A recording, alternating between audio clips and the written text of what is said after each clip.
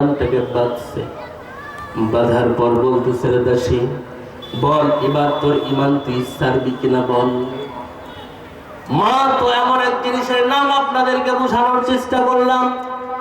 ও মিঠাপুকুরের মুসলমান, মারে কোনোদিন কষ্ট দিবা না, বাবারে কোনোদিন কষ্ট দিবা না।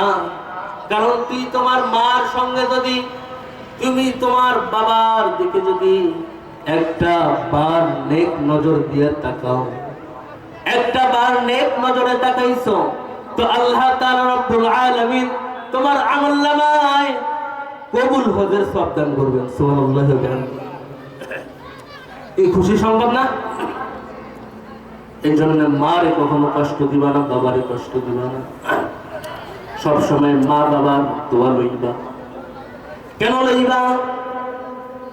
দেখেন মুসা কালিমুল্লাহ, আল্লাহ তাআলা রব্বুল আলামিনের সঙ্গে কথোপকথনকারী নবী, ডাক দিয়ে বলে, আল্লাহ, জান্নাতে নবীদের তো বন্ধু থাকবে, কিন্তু আমার বন্ধুটা কে হবে? আমার জান্নাতি বন্ধুটা কে থাকবে? তো আল্লাহ পাক রব্বুল আলামিন জানালেন, রে মুসা, তোমার জান্নাতি বন্ধু একটা তোমার কসাই। কসাই কি? জান্নাতি বন্ধু তোমার থাকবে জান্নাতে কসাই।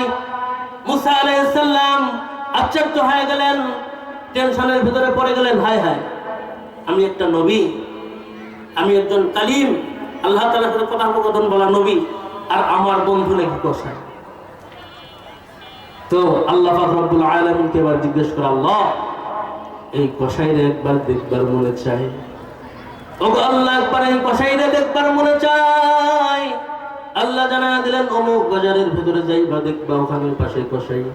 সঙ্গে সঙ্গে মুসা কারীম ওই বাজারের ভিতরে চলে গেলেন। যাওয়ার পর এবার দেখতেছেন যে কসাই একটা কোণার ভিতরে বসে বসে গোশত কাটতেছে, গোশত বিক্রি করতেছে। দিন শেষ হয়ে গেছে, কিছু ভালো ভালো গোশতের টুকরাগুলো সঙ্গে লইয়া বাড়ির ভিতরে রওনা দিয়েছে। যখন বাড়ির ভিতরে ঢুকে গেছেন, তো বাড়ির ভিতরে যাওয়ার পর মুসা আলাইহিস সালাম ফাঁক থেকে দূর থেকে দেখতেছেন যে কি ব্যাপার, কি করে। দেখলেন তিনি গোশতটা সুন্দর করে রান্না করলো, পাক করলো। পাক করার পর ঘরের ভিতরে প্রবেশ করলো। দেখতেছেন ঘরের ভিতরে দোলনার ভিতরে বৃদ্ধা মা বয়সের ভারে ছোট্ট হয়ে গেছে। এই বৃদ্ধা মা বয়সের ভারে যখন এরকম বৃদ্ধ হয়ে গেছে, ওই মা চলতে পারে না, হাঁটতে পারে না, ফিরতে পারে না। এমন দৃশ্য দেখে দেখতেছেন যে সন্তানটা, কসাইটা তার মার কাপড় চোপড় গুলা সব পরিষ্কার করে দিচ্ছে, পায়খানা প্রসাব সব পরিষ্কার করে দিচ্ছেন। এরকম সব কিছু পরিষ্কার করার পর নিজের মুখে চাবায়া চাবায়া চাবায়া এই গোশতের টুকরাগুলা তার মার মুখের ভিতরে দিয়ে দিচ্ছেন। এরকম খাওয়া শেষ করার পর এবার মা দেখতেছেন হযরতে মুসা কারীম, তিনি দেখতেছেন যে এই বৃদ্ধা মা চলতে পারে না, কথা বলতে পারে না, কিন্তু ওই মা তার হাত গুলা উঠায় দিয়ে বলে, আল্লাহ, ওরে মালিক, আমি যখন তার মা ছিলাম সবল, আমার ওই বাচ্চাটা যখন ছিল দুর্বল, আমি যেমনে ওই বাচ্চার খেদমত করেছি, বাচ্চার প্রসাব পায়খানা পরিষ্কার করেছি, আজকে আমি চলতে পারি না, আমার এই সন্তানটা আমার এরকম প্রসাব পায়খানা পরিষ্কার করে। ও আল্লাহ, আমি মা হিসাবে আমার চাওয়া, আমাদের জামানার মুসা কালিমুল্লাহর সঙ্গে যেন তাকে জান্নাত দান করা হয়। সুবহানাল্লাহি ওয়া বিহামদিহি। এই দোয়া করেছেন, তো আল্লাহ পাক রব্বুল আলামিন সঙ্গে সঙ্গে এই দোয়াকে কবুল করে নিয়েছেন।